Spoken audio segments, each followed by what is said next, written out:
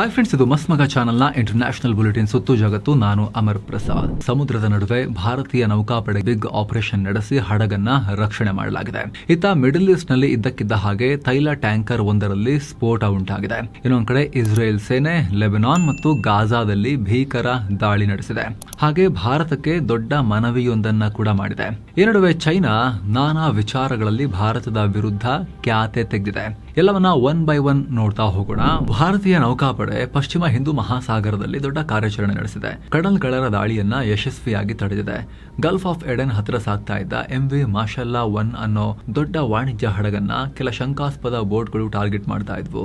ಈ ಅನುಮಾನಾಸ್ಪದ ಬೋಟ್ಗಳಿಂದ ಕಡಲ್ಗಳ್ಳರ ದಾಳಿ ನಡೆಯೋ ಗುಪ್ತಚರ ಮಾಹಿತಿ ನೌಕಾಪಡೆಗೆ ಸಿಕ್ಕಿತ್ತು. ಕೂಡಲೇ ಅಲರ್ಟ್ ಆದ ಭಾರತೀಯ ನೌಕಾಪಡೆಯ INS ಕೋಲ್ಕತ್ತಾ ಯುದ್ಧ ನೌಕೆ ತಕ್ಷಣ ಅಲ್ಲಿಗೆ ನುಗ್ತು. ಆ ಹಡಗಿನ ಸುತ್ತಲೂ ಸಂಚರಿಸ್ತಾ ಇದ್ದ ಬೋಟ್ಗಳನ್ನ ಪತ್ತೆ ಹಚ್ಚೋಕೆ ನೌಕೆಯಲ್ಲಿದ್ದ ಹೆಲಿಕಾಪ್ಟರ್ಗಳು ಕಾರ್ಯಾಚರಣೆಗಿಳಿದ್ವು. ಸೈನಿಕರು ಹೆಲಿಕಾಪ್ಟರ್ ಮೂಲಕ ಇಡೀ ಏರಿಯಾವನ್ನ ಕಂಪ್ಲೀಟ್ ಆಗಿ ಸರ್ವೆ ಮಾಡಿದ್ದಾರೆ. ಅಲ್ಲದೆ ಸಮುದ್ರದ ಮಧ್ಯದಲ್ಲೇ ಆ ವಾಣಿಜ್ಯ ಹಡಗನ್ನ ಹತ್ತಿ ಬೋರ್ಡಿಂಗ್ ಆಪರೇಷನ್ ನಡೆಸಿ ತನಿಖೆ ಕೂಡ ಮಾಡಿದ್ದಾರೆ. ಇದರಿಂದ ಕಡಲ್ಗಳ್ಳರ ದಾಳಿ ಯತ್ನ ವಿಫಲವಾಗಿದೆ. ಸದ್ಯ ಹಡಗು ಮತ್ತು ಅದರಲ್ಲಿದ್ದ ಎಲ್ಲಾ ಸಿಬ್ಬಂದಿ ಸೇಫ್ ಆಗಿದ್ದಾರೆ ಅಂತ ನೌಕಾಪಡೆ ಮಾಹಿತಿ ಕೊಟ್ಟಿದೆ. ಮಿಡಲ್ ಈಸ್ಟ್ ನಲ್ಲಿ ಉದ್ವಿಗ್ನತೆ ಇರೋ ಹೊತ್ತಲ್ಲಿ ಈ ಘಟನೆಯಾಗಿದೆ.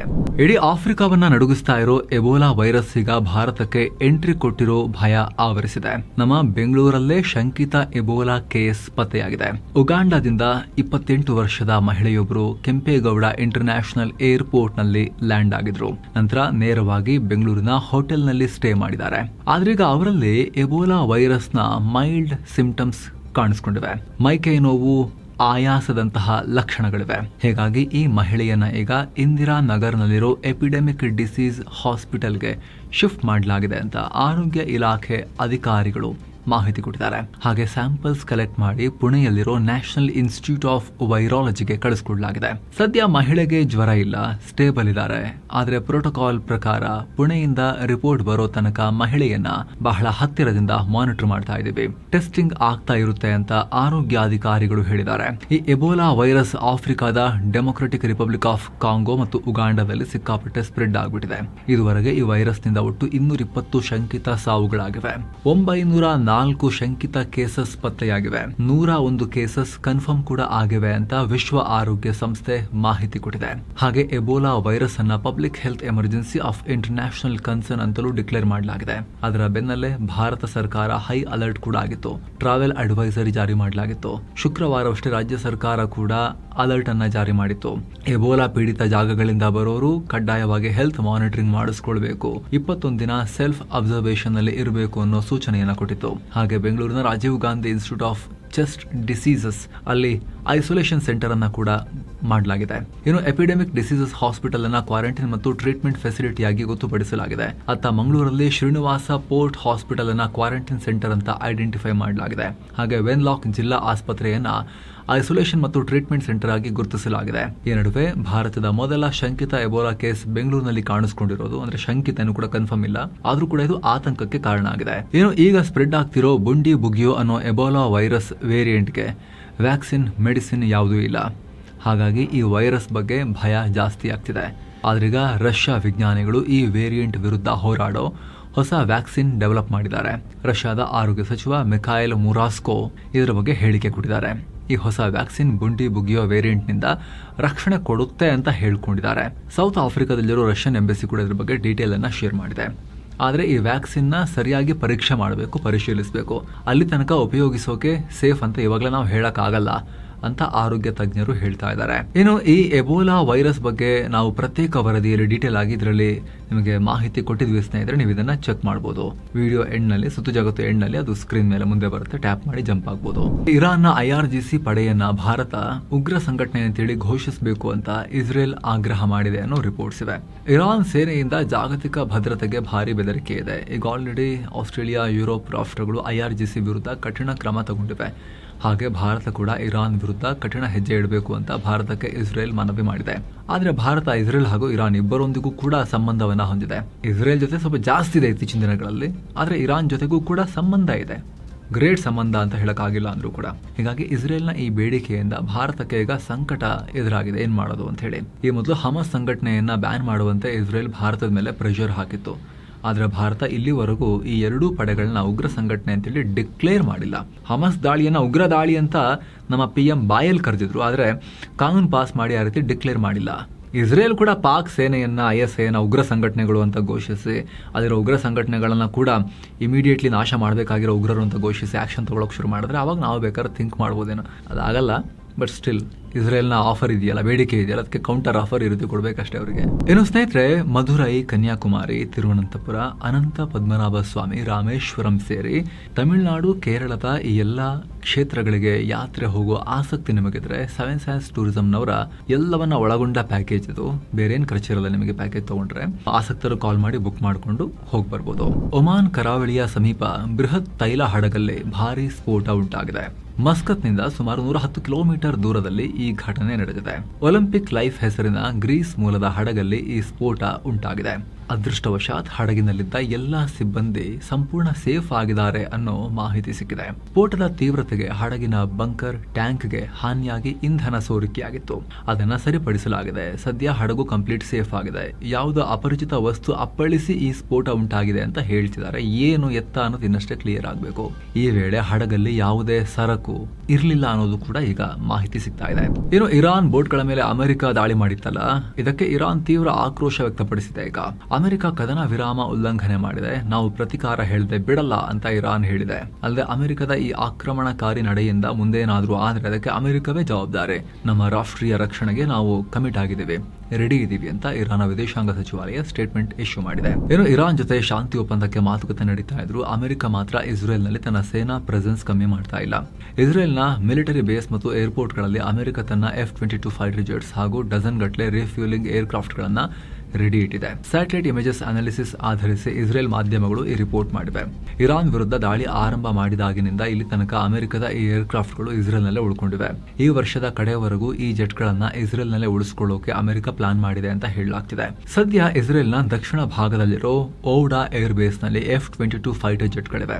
ಅತ್ತ ಬೆನ್ ಗುರಿಯನ್ ಮತ್ತು ರಾಮೋನ್ ಏರ್ಪೋರ್ಟ್ಗಳಲ್ಲಿ ರಿಫ್ಯೂಲಿಂಗ್ ವಿಮಾನಗಳನ್ನ ಇಡಲಾಗಿದೆ. ಅಮೆರಿಕದ ಈ ಸೇನಾ ವಿಮಾನಗಳ ಹಾವಳಿಯಿಂದಾಗಿ ಇಸ್ರೇಲ್ನ ಸಿವಿಲ್ ಏವಿಯೇಷನ್ ಸೆಕ್ಟರ್ಗೂ ಕೂಡ ಪರಿಣಾಮ ಆಗ್ತಾ ಇದೆ. ಏರ್ಪೋರ್ಟ್ ಆಪರೇಷನ್ಸ್ಗೂ ಅಡ್ಡಿ ಆಗ್ತಿದೆ. ಹಾಗೆ ಇಸ್ರೇಲ್ನ ಬೆನ್ ಗುರಿಯನ್ ಏರ್ಪೋರ್ಟ್ ಈಗ ನಾಗರಿಕ ವಿಮಾನ ನಿಲ್ದಾಣ ತರನೇ ಕಾಣಿಸ್ತಾ ಇಲ್ಲ, ಮಿಲಿಟರಿ ಬೇಸ್ ತರ ಆಪರೇಟ್ ಆಗ್ತಾ ಇದೆ ಅಂತ ಅಲ್ಲಿನ ಸಿವಿಲ್ ಏವಿಯೇಷನ್ ಚೀಫ್ ಶ್ಮುಯೆಲ್ ಜಕಾಯ್ ಹೇಳಿಕೆ ಕೊಟ್ಟಿದ್ದಾರೆ. ಇನ್ನು ಲೆಬನಾನ್ ಮೇಲೆ ಇಸ್ರೇಲ್ ದಾಳಿ ಮುಂದುವರೆದಿದೆ. ಮಂಗಳವಾರ ಒಂದೇ ದಿನ ಸುಮಾರು 120ಕ್ಕೂ ಅಧಿಕ ಏರ್ ಸ್ಟ್ರೈಕ್ ಮಾಡಿದೆ. ಪರಿಣಾಮ 31 ಜನ ಮೃತಪಟ್ಟಿದ್ದಾರೆ, 40ಕ್ಕೂ ಅಧಿಕ ಜನ ಗಾಯಗೊಂಡಿದ್ದಾರೆ. ಏಪ್ರಿಲ್ ಕದನ ವಿರಾಮದ ನಂತರ ಇಸ್ರೇಲ್ ನಡೆಸಿದ ಅತಿದೊಡ್ಡ ದಾಳಿ ಇದು ಅಂತ ಹೇಳಲಾಗ್ತಿದೆ. ದಕ್ಷಿಣ ಲೆಬನಾನ್ನ ಹಲವು ನಗರಗಳನ್ನು ಗುರಿಯಾಗಿಸಿ ಈ ದಾಳಿ ಮಾಡಲಾಗಿದೆ. ಲೆಬನಾನ್ನಲ್ಲಿ ಇಸ್ರೇಲ್ ಮೇಲೆ ಹಿಜ್ಬುಲ್ಲಾಗಳು ಪ್ರತಿ ದಾಳಿ ಮಾಡ್ತಿದ್ದಾರೆ. ಹೀಗಾಗಿ ಇಸ್ರೇಲ್ ದಕ್ಷಿಣ ಲೆಬನಾನ್ ಗಡಿಯಲ್ಲಿ ಗ್ರೌಂಡ್ ಆಪರೇಷನ್ ಕಂಟಿನ್ಯೂ ಮಾಡಿದೆ ಅನ್ನೋ ರಿಪೋರ್ಟ್ಸ್ ಇವೆ. ಇನ್ನೊಂದು ಕಡೆ ಇದೇ ದಕ್ಷಿಣ ಲೆಬನಾನ್ನಲ್ಲಿ ಕೆಲವು ಕಡೆ ಇಸ್ರೇಲ್ ಸೈನಿಕರನ್ನ ಹಿಮ್ಮೆಟ್ಟಿಸಿದ್ದೀವಿ ಅಂತ ಹಿಜ್ಬುಲ್ಲಾಗಳು ಹೇಳ್ಕೊಂಡಿದ್ದಾರೆ. ಮತ್ತೊಂದು ಕಡೆ ಗಾಜಾನಲ್ಲೂ ಕೂಡ ಇಸ್ರೇಲ್ ಹಾವಳಿ ಇಟ್ಟಿದೆ. ಹಮಸ್ ಸಶಸ್ತ್ರ ಪಡೆಯ ಮುಖ್ಯಸ್ಥ ಮೊಹಮ್ಮದ್ ಓಡೆಹ್ ನನ್ನ ಗುರಿಯಾಗಿಸಿ ಈ ದಾಳಿ ಮಾಡಿದ್ದೀವಿ ಅಂತ ಇಸ್ರೇಲ್ ಹೇಳಿದೆ. ಗಾಜಾದ ರಿಮಾಲ್ ಪ್ರದೇಶದ ಅಪಾರ್ಟ್ಮೆಂಟ್ ಮೇಲೆ ಈ ಭೀಕರ ಏರ್ ಸ್ಟ್ರೈಕ್ ಮಾಡಲಾಗಿದೆ. ಅದರಲ್ಲಿ ಒಟ್ಟು 3 ಮೃತಪಟ್ಟಿದ್ದಾರೆ, 20ಕ್ಕೂ ಅಧಿಕ ಜನ ಗಾಯಗೊಂಡಿದ್ದಾರೆ ಅಂತ ಗಾಜಾ ಅಧಿಕಾರಿಗಳು ಹೇಳಿದ್ದಾರೆ. ಆದರೆ ಈ ದಾಳಿಯಲ್ಲಿ ಓಡೆಹ್ ನನ್ನ ಹೊಡೆದು ಹಾಕಲಾಗಿದೆಯಾ ಇನ್ನೂ ಕೂಡ ಅದು ಸ್ಪಷ್ಟ ಆಗಬೇಕಾಗಿದೆ. 2023 ಅಕ್ಟೋಬರ್ 7ರ ದಾಳಿ ವೇಳೆ ಈತ ಹಮಸ್ನ ಗುಪ್ತಚರ ಚೀಫ್ ಆಗಿದ್ದ. ಈ ಹಿಂದಿನ ಕಮಾಂಡರ್ ಇಸ್ ಅಲ್ ದಿನ್ ಅಲ್ ಹದದ್ ನನ್ನ ಇಸ್ರೇಲ್ ಮೇ 15ನೇ ತಾರೀಕು ಹೊಡೆದು ಹಾಕಿತ್ತು. ಆತನ ಜಾಗಕ್ಕೆ ಕೇವಲ 1 ವಾರದ ಹಿಂದೆಯಷ್ಟೇ ಈ ಒಡೆಯನಾಗಿದ್ದ. ಇತ್ತ ಅಮೆರಿಕ ಮತ್ತು ಇರಾನ್ ನಡುವೆ ಶಾಂತಿ ಸಂಧಾನ ಮಾಡಿಸ್ತಿರೋ ಪಾಕ್ ವಿರುದ್ಧ ಅಮೆರಿಕದ ಸಂಸದರಾಗಿರೋ ಟ್ರಂಪ್ ಆಪ್ತರು ಆಗಿರೋ ಲಿಂಡ್ಸೆ ಗ್ರಹಾಮ್ ಕಿಡಿಕಾರಿದ್ದಾರೆ. ಇರಾನ್ ಕದನದಲ್ಲಿ ಪಾಕ್ ವಹಿಸ್ತಾ ಇರೋ ಪಾತ್ರ ತುಂಬಾನೇ ಪ್ರಾಬ್ಲಮ್ಯಾಟಿಕ್ ಆಗಿದೆ ಅಂತ ಹೇಳಿದ್ದಾರೆ. ಅಲ್ಲದೆ ಇಸ್ರೇಲ್ ಅನ್ನ ಕಂಡ್ರೆ ಪಾಕಿಸ್ತಾನಕ್ಕೆ ಆಗಲ್ಲ. ಒಂದ್ ಕಡೆ ಇರಾನ್ ಜೆಟ್ಗಳಿಗೆ ಆಶ್ರಯ ಕೊಟ್ಟು ಇನ್ನೊಂದ್ ಕಡೆ ಅಮೆರಿಕ ಇರಾನ್ ನಡುವೆ ಸಂಧಾನ ಮಾಡ್ತೀವಿ ಅಂತ ಹೇಳ್ತಾ ಇದೆ. ಹಾಗಿದ್ರೆ ಪಾಕಿಸ್ತಾನ ನಂಬೋದು ಹೇಗೆ ಅಂತ ಹೇಳಿ ಪ್ರಶ್ನೆ ಮಾಡಿದ್ದಾರೆ. ಹೀಗಾಗಿ ಇವ್ರ ಮೇಲೆ ನಂಬಿಕೆ ಇಲ್ಲ, ಬೇರೆ ಮಧ್ಯಸ್ಥಿಕೆದಾರನ ಹುಡುಕೋದು ಒಳ್ಳೇದು ಅಂತ ಹೇಳಿ ಗ್ರಹಾಮ್ ಹೇಳಿದ್ದಾರೆ. ಪಾಕ್, ಕತರ್, ಸೌದಿ ಸೇರಿದ ಹಾಗೆ ಹಲವು ರಾಷ್ಟ್ರಗಳು ಅಬ್ರಹಾಂ ಅಕಾರ್ಡ್ಸ್ಗೆ ಸೇರಬೇಕು ಅಂತ ಟ್ರಂಪ್ ಆಗ್ರಹ ಮಾಡ್ತಾ ಇದ್ರು. ಇದಕ್ಕೆ ಪಾಕ್ ರಕ್ಷಣಾ ಸಚಿವ ಖ್ವಾಜಾ ಆಸಿಫ್ ನಮ್ಮ ದೇಶದ ಮೂಲ ಸಿದ್ಧಾಂತಕ್ಕೆ ವಿರುದ್ಧ ಇದು, ನಾವು ಹಾಕಲ್ಲ ಅಂತ ಹೇಳಿದ್ರು. ಅದರ ಬೆನ್ನಲ್ಲೇ ಟ್ರಂಪ್ ಆಪ್ತ ವಲಯದಿಂದ ಈ ರೀತಿ ಹೇಳಿಕೆ ಬಂದಿದೆ ಪಾಕ್ ವಿರುದ್ಧ. ಏನೋ ದಿಲ್ಲಿಯಲ್ಲಿ ಕ್ವಾಡ್ ರಾಷ್ಟ್ರಗಳ ವಿದೇಶಾಂಗ ಸಚಿವರ ಸಭೆ ಮುಗಿತಾ ಇದ್ದ ಹಾಗೆ ಇತ್ತ ಚೈನಾ ಭಾರಿ ಆಕ್ರೋಶ ಹೊರಹಾಕಿದೆ. ದಕ್ಷಿಣ ಚೀನಾ ಸಮುದ್ರದಲ್ಲಿ ಬಲವಂತದ ಮಿಲಿಟರಿ ಮೂವ್ಮೆಂಟ್ ಮಾಡ್ತಿರೋ ರಾಷ್ಟ್ರಗಳ ವಿರುದ್ಧ ಕ್ವಾಡ್ ಸಚಿವರು ಕಳವಳ ವ್ಯಕ್ತಪಡಿಸಿದ್ರು. ನೇರವಾಗಿ ಚೀನಾ ಹೆಸರು ಹೇಳದೆ ಹೋದ್ರೂ ಕೂಡ ಸಮುದ್ರದ ಮೇಲೆ ಏಕಪಕ್ಷೀಯವಾಗಿ ಬೇರೆ ದೇಶಗಳನ್ನ ಹೆದರಿಸೋ ಕೆಲಸ ನಿಲ್ಬೇಕು ಅಂತ ಹೇಳಿದ್ರು. ಅಲ್ಲದೆ ಕ್ರಿಟಿಕಲ್ ಮಿನರಲ್ಸ್, ಮ್ಯಾರಿಟೈಮ್ ಸೆಕ್ಯೂರಿಟಿ ಮತ್ತು ಇಂಡೋ ಪ್ಯಾಸಿಫಿಕ್ ನಲ್ಲಿ ಸಹಕಾರ ವೃದ್ಧಿಸೋಕೆ ಒಪ್ಪಂದಗಳಾಗಿದ್ವು. ಇದಕ್ಕೆ ಚೈನಾ ವಿದೇಶಾಂಗ ವಕ್ತಾರೆ ಮಾವನಿಂಗ್ ರಿಯಾಕ್ಟ್ ಮಾಡಿದ್ದಾರೆ. ಕ್ವಾಡ್ ಒಕ್ಕೂಟ ಜಗತ್ತಲ್ಲೇ ಬಣ ರಾಜಕೀಯ ಮಾಡ್ತಾ ಇದೆ ಅಂತ ಆರೋಪಿಸಿದ್ದಾರೆ. ಹಾಗೆ ಕ್ವಾಡ್ ರಾಷ್ಟ್ರಗಳು ಬೇಕು ಅಂತಲೇ ಮೂರನೇ ರಾಷ್ಟ್ರವನ್ನ ಟಾರ್ಗೆಟ್ ಮಾಡೋಕೆ ಇಂಥ ಸಣ್ಣ ಗುಂಪೆಲ್ಲ ಮಾಡ್ತಿದ್ದಾರೆ. ಸಣ್ಣ ಗುಂಪಂತೆ ಕ್ವಾಡ್ ಚೈನಾ ಪ್ರಕಾರ ಈ ರೀತಿ ಸಣ್ಣ ಗುಂಪೆಲ್ಲ ಕಟ್ಕೊಳ್ತಿದ್ದಾರೆ. ನಾವು ಇದನ್ನು ವಿರೋಧಿಸ್ತೀವಿ ಅಂತ ಮಾವನಿಂಗ್ ಹೇಳಿದ್ದಾರೆ. ಏನು ಪಾಕ್ ಮತ್ತು ಚೈನಾ ಸೇರ್ಕೊಂಡು ಕಾಶ್ಮೀರ ವಿಚಾರದಲ್ಲಿ ಭಾರತವನ್ನು ಕೆಣಕಿದ್ವು. ಇದಕ್ಕೆ ಭಾರತ ಕಠಿಣ ಪದಗಳಲ್ಲಿ ತಿರುಗೇಟು ಕೊಟ್ಟಿದೆ. ಜಮ್ಮು ಕಾಶ್ಮೀರ ಹಾಗೂ ಲಡಾಖ್ ಭಾರತದ ಅವಿಭಾಜ್ಯ ಅಂಗಗಳು, ಇದರಲ್ಲಿ ಬೇರೆ ಯಾವುದೇ ರಾಷ್ಟ್ರಗಳು ಮೂಗು ತೋರಿಸೋಕೆ ನಾವು ಬಿಡಲ್ಲ ಅಂತ ವಿದೇಶಾಂಗ ವಕ್ತಾರ ರಣಧೀರ್ ಜೈಸ್ವಾಲ್ ಪ್ರತಿಕ್ರಿಯೆ ಕೊಟ್ಟಿದ್ದಾರೆ. ಅಲ್ಲದೆ ಪಿಒಕೆ ಮೂಲಕ ಹಾದು ಹೋಗೋ ಪಾಕಿಸ್ತಾನ ಚೈನಾ ಎಕನಾಮಿಕ್ ಕಾರಿಡಾರ್ ಪ್ರಾಜೆಕ್ಟ್ಗೆ ನಮ್ಮ ತೀವ್ರ ವಿರೋಧ ಇದೆ ಅಂತ ಹೇಳಿ ಮತ್ತೊಮ್ಮೆ ಅದನ್ನು ಹೇಳಿದ್ದಾರೆ. ಇಲ್ಲಿ ಏನಾಗಿತ್ತು ಅಂದ್ರೆ ಪಾಕ್ ಪ್ರಧಾನಿ ಶಹಬಾಜ್ ಶರೀಫ್ ಚೈನಾಗೆ ಹೋಗಿ ಅಧ್ಯಕ್ಷ ಶಿ ಜಿನ್ಪಿಂಗ್ ರನ್ನ ಭೇಟಿಯಾಗಿ ಜಂಟಿ ಹೇಳಿಕೆ ಬಿಡುಗಡೆ ಮಾಡಿದ್ರು. ಜಮ್ಮು ಕಾಶ್ಮೀರದಲ್ಲಿ ನಡೀತಾ ಇರೋ ಬೆಳವಣಿಗೆಗಳ ಬಗ್ಗೆ ಉಲ್ಲೇಖ ಮಾಡಲಾಗಿತ್ತು. ಆಗ ಕಾಶ್ಮೀರ ವಿವಾದವನ್ನು ವಿಶ್ವಸಂಸ್ಥೆ ಚಾರ್ಟರ್ ಮೂಲಕ ಬಗೆಹರಿಸಿಕೊಳ್ಳಿ ಅಂತ ಚೀನಾ ಪುಕ್ಕಟೆ ಸಲಹೆ ಕೊಟ್ಟಿತ್ತು. ಕಾಶ್ಮೀರದ ಒಂದಷ್ಟು ಭಾಗವನ್ನು ಆಕ್ಯುಪೈ ತಾನೂ ಮಾಡಿಟ್ಕೊಂಡಿರೋ ಚೈನಾ ಇದಕ್ಕೆ ಭಾರತ ತಿರುಗೇಟು ಕೊಟ್ಟಿದೆ. ಇತ್ತ ಪಹಲ್ಗಾಮ್ ಉಗ್ರದಾಳಿ ನಂತರ ಭಾರತ ಫ್ರೀಸ್ ಮಾಡಿರೋ ಸಿಂಧೂ ನದಿ ಒಪ್ಪಂದದ ಬಗ್ಗೆ ಪಾಕ್ ಮಾತನಾಡಿದೆ. ಭಾರತ ಸಿಂಧೂ ನದಿ ನೀರು ಹಂಚಿಕೆ ಒಪ್ಪಂದವನ್ನು ಕಡ್ಡಾಯವಾಗಿ ಗೌರವಿಸಬೇಕು ಅಂತ ಪಾಕ್ ಸಚಿವ ಮುಸಾದಿಕ್ ಮಲಿಕ್ ಹೇಳಿದ್ದಾರೆ. ತಜಿಕಿಸ್ತಾನ್ನಲ್ಲಿ ನಡೆದ ಇಂಟರ್ನ್ಯಾಷನಲ್ ವಾಟರ್ ಕಾನ್ಫರೆನ್ಸ್ನಲ್ಲಿ ಈ ರೀತಿ ಹೇಳಿದ್ದಾರೆ. ಅಲ್ಲದೆ ಭಾರತದ ಏಕಪಕ್ಷೀಯ ಕ್ರಮದಿಂದ ಪಾಕಿಸ್ತಾನಕ್ಕೆ ಭಾರಿ ಸಮಸ್ಯೆ ಆಗಲಿದೆ. ನೀರಿನ ವಿಚಾರದಲ್ಲಿ ಭಾರತ ಬೇಕು ಅಂತಲೇ ರಾಜಕೀಯ ಮಾಡ್ತಾ ಇದೆ ಅಂತ ಈ ಮುಸಾದಿಕ್ ಮಲಿಕ್ ಆರೋಪ ಮಾಡಿದ್ದಾರೆ. ಇನ್ನು ತನ್ನ ವಶದಲ್ಲಿದ್ದ 10 ಭಾರತೀಯ ನಾವಿಕರನ್ನ ಇರಾನ್ ರಿಲೀಸ್ ಮಾಡಿದೆ. ಕಳೆದ ವರ್ಷ ಇರಾನ್ನ ಜಾಸ್ಕ್ ಪೋರ್ಟ್ ಹತ್ತಿರ MV ಹಾರ್ಬರ್ ಫಿನಿಕ್ಸ್ ಅನ್ನೋ ಆಯಿಲ್ ಟ್ಯಾಂಕರ್ ಹಡಗನ್ನ ಇರಾನ್ ಸೇನೆ ವಶಪಡಿಸಿಕೊಂಡಿತ್ತು. ಆ ಹಡಗಿನಲ್ಲಿದ್ದ ಭಾರತೀಯ ಸಿಬ್ಬಂದಿಯನ್ನು ಅರೆಸ್ಟ್ ಮಾಡಿ ಜೈಲಿಗೆ ಕಳಿಸಲಾಗಿತ್ತು. ಈಗ ಭಾರತದ ರಾಜತಾಂತ್ರಿಕ ಪ್ರಯತ್ನಗಳಿಂದ 10 ನಾವಿಕರು ಸೇಫ್ ಆಗಿ ಜೈಲಿನಿಂದ ರಿಲೀಸ್ ಆಗಿದ್ದಾರೆ. ಭಾರತದ ಡೈರೆಕ್ಟರೇಟ್ ಜನರಲ್ ಆಫ್ ಶಿಪ್ಪಿಂಗ್ ಇದನ್ನು ಅಧಿಕೃತವಾಗಿ ಕನ್ಫರ್ಮ್ ಮಾಡಿದೆ. ಇನ್ನು ಯುಕ್ರೇನ್ ಡ್ರೋನ್ ದಾಳಿ ತಡೆಯೋಕೆ ರಷ್ಯಾ ದೊಡ್ಡ ಹೆಜ್ಜೆ ಇಟ್ಟಿದೆ. ರಷ್ಯಾದ ಸೆಂಟ್ರಲ್ ಬ್ಯಾಂಕ್ ಹಾಗೂ ಪ್ರಮುಖ ಹಣಕಾಸು ಸಂಸ್ಥೆಗಳಿಗೆ ಹೊಸ ಅಧಿಕಾರವನ್ನು ಕೊಡಲಾಗಿದೆ. ಬ್ಯಾಂಕ್ ಸಿಬ್ಬಂದಿಗೆ ಶಸ್ತ್ರಾಸ್ತ್ರ ಹಿಡಿದು ಡ್ರೋನ್ಗಳನ್ನು ಹೊಡೆದುರುಳಿಸೋಕೆ ಪರ್ಮಿಷನ್ ಕೊಡಲಾಗಿದೆ. ಇದಕ್ಕಾಗಿ ಸೇನೆ ಅಥವಾ ವಿಶೇಷ ಪಡೆಯ ಸಹಾಯ ಪಡೆಯುವ ಅಗತ್ಯ ಇರೋದಿಲ್ಲ. ಸೆಂಟ್ರಲ್ ಬ್ಯಾಂಕ್ ಹಾಗೂ ಸ್ಬರ್ ಬ್ಯಾಂಕ್ ಬಳಿ ಡ್ರೋನ್ ರಕ್ಷಣಾ ವ್ಯವಸ್ಥೆಯನ್ನು ಅಳವಡಿಸಲಾಗ್ತಿದೆ. ಈ ವ್ಯವಸ್ಥೆಯ ಸಂಪೂರ್ಣ ವೆಚ್ಚವನ್ನು ಬ್ಯಾಂಕ್ಗಳೇ ಭರಿಸಬೇಕು ಅಂತ ರಷ್ಯಾ ಸರ್ಕಾರ ಸೂಚಿಸಿದೆ. ಇತ್ತೀಚೆಗೆ ರಷ್ಯಾದ ಮೂಲಸೌಕರ್ಯಗಳ ಮೇಲೆ ಯುಕ್ರೇನ್ ನಿರಂತರವಾಗಿ ಡ್ರೋನ್ ದಾಳಿ ಮಾಡ್ತಿದೆ. ಹೀಗಾಗಿ ಅವರವರ ಭದ್ರತೆಗೆ ಅವರವರೇ ಶಸ್ತ್ರಾಸ್ತ್ರಗಳನ್ನು ಖರೀದಿ ಮಾಡ್ಕೊಳ್ಳೋಕೆ, ಡಿಫೆನ್ಸ್ ಖರೀದಿ ಮಾಡ್ಕೊಳ್ಳೋಕೆ ರಷ್ಯಾದ ಉದ್ಯಮಿಗಳು ಕೂಡ ಮುಂದಾಗಿದ್ದಾರೆ. ಈಗ ಇನ್ನು Bharat Canada free trade agreement ಬಹುತೇಕ ಅಂತಿಮ ಹಂತಕ್ಕೆ ಹೋಗಿದೆ. ಅಕ್ಟೋಬರ್ ವೇಳೆಗೆ ಒಪ್ಪಂದ ಫೈನಲ್ ಆಗೋ ಚಾನ್ಸಸ್ ಇದೆ. ವಾಣಿಜ್ಯ ಮಂತ್ರಿ ಪಿಯೂಷ್ ಗೋಯಲ್ ಈ ಸ್ಟೇಟ್ಮೆಂಟ್ ಕೊಟ್ಟಿದ್ದಾರೆ. ಈ ಡೀಲ್ ಬಗ್ಗೆ ಚರ್ಚೆ ಮಾಡೋಕೆ ಅಂತ ಗೋಯಲ್ 100ಕ್ಕೂ ಅಧಿಕ ಭಾರತೀಯ ಉದ್ಯಮಿಗಳ ನಿಯೋಗದೊಂದಿಗೆ ಕೆನಡಾಗೆ ಹೋಗಿದ್ದಾರೆ. ಈ ಟೈಮ್ನಲ್ಲಿ ಈ ಸ್ಟೇಟ್ಮೆಂಟ್. ಇನ್ನು ಕಳೆದ ತಿಂಗಳಷ್ಟೇ ಅಮೆರಿಕ ಅಧ್ಯಕ್ಷ ಟ್ರಂಪ್ ಅಮೆರಿಕದ ಪಾಡ್ಕಾಸ್ಟರ್ ಭಾರತ ಮತ್ತು ಚೀನಾ ವಿರುದ್ಧ ಹೇಳಿಕೆ ಕೊಟ್ಟಿದ್ದ ಪೋಸ್ಟ್ ಅನ್ನು ಶೇರ್ ಮಾಡಿದ್ರು. ಭಾರತ ಮತ್ತು ಚೀನಾವನ್ನ ಅದರಲ್ಲಿ ನರಕ ಅಂತ ಹೇಳಲಾಗಿತ್ತು. ಈಗ ಟ್ರಂಪ್ ಜನಾಂಗೀಯ ನಿಂದನೆ ಮಾಡಿದ್ದಾರೆ ಅಂತ ಅದನ್ನು ಖಂಡಿಸಿ ಅಮೆರಿಕದ ಸಂಸತ್ನಲ್ಲಿ ರೆಸಲ್ಯೂಷನ್ ಮಂಡಿಸಲಾಗಿದೆ. ಡೆಮೊಕ್ರಾಟ್ ಸಂಸದರಾದ ರಾಜಾ ಕೃಷ್ಣಮೂರ್ತಿ, ಪ್ರಮೀಳಾ ಜೈಪಾಲ್ ಮತ್ತು ಟೆಡ್ ಲಿಯು ಈ ನಿರ್ಣಯವನ್ನು ಮಂಡಿಸಿದ್ದಾರೆ. ಇನ್ನು 80ನೇ ವರ್ಷಕ್ಕೆ ಕಾಲಿಡ್ತಿರುವ ಅಮೆರಿಕ ಅಧ್ಯಕ್ಷ ಟ್ರಂಪ್ ನನ್ನ ಹೆಲ್ತ್ ತುಂಬಾ ಚೆನ್ನಾಗಿದೆ ಅಂತ ಹೇಳಿದ್ದಾರೆ. ಮುಂದಿನ ಜೂನ್ 14ನೇ ತಾರೀಕು ಟ್ರಂಪ್ಗೆ 80 ವರ್ಷದ ಅಜ್ಜ ಆಗ್ತಾರೆ. ಅವರು ಆಲ್ರೆಡಿ ಅಜ್ಜನೇ, 80 ವರ್ಷಕ್ಕೆ ತಲುಪ್ತಾರೆ, ಹಣ್ಣು ಅಜ್ಜ ಆಗ್ತಾರೆ. ಹೀಗಾಗಿ ಇದಕ್ಕೂ ಮುನ್ನ ಟ್ರಂಪ್ ತಮ್ಮ ಆನ್ಯುವಲ್ ಮೆಡಿಕಲ್ ಚೆಕಪ್ ಮಾಡಿಸಿದ ಬೆನ್ನಲ್ಲೇ ಈ ಹೇಳಿಕೆಯನ್ನು ಕೊಟ್ಟಿದ್ದಾರೆ. ವೈಟ್ ಹೌಸ್ ಕೂಡ ಟ್ರಂಪ್ ಆರೋಗ್ಯ ಚೆನ್ನಾಗಿದೆ ಅಂತ ಹೇಳಿದೆ. ಇತ್ತೀಚೆಗೆ ಟ್ರಂಪ್ ಮುಖದಲ್ಲಿ ಸುಸ್ತು, ಗಾಯದ ಕಲೆಗಳು ಕಾಣಿಸ್ಕೊಂಡಿದ್ವು. ಹೀಗಾಗಿ ಆರೋಗ್ಯದ ಬಗ್ಗೆ ಚರ್ಚೆಗಳಾಗಿದ್ವು. ಸೊ ಫ್ರೆಂಡ್ಸ್, ಇದಾಗಿತ್ತು ಇವತ್ತಿನ ಜಗತ್ತಿನ ಸುತ್ತಾಟ. ಸ್ನೇಹಿತರೆ, ಕಡೆದಾಗಿ ನಿಮ್ಮಲ್ಲಿ ಒಂದು ರಿಕ್ವೆಸ್ಟ್. ವಿಡಿಯೋ ಕೆಳಗಿರೋ ಜಾಯಿನ್ ಬಟನ್ ಮೂಲಕ ಆಸಕ್ತ ವೀಕ್ಷಕರು ಮಸ್ತ್ ಮಗ ಚಾನಲ್ಗೆ ಮೆಂಬರ್ಸ್ ಆಗೋದನ್ನ ಕನ್ಸಿಡರ್ ಮಾಡಿ ಅನ್ನೋ ಮನವಿ.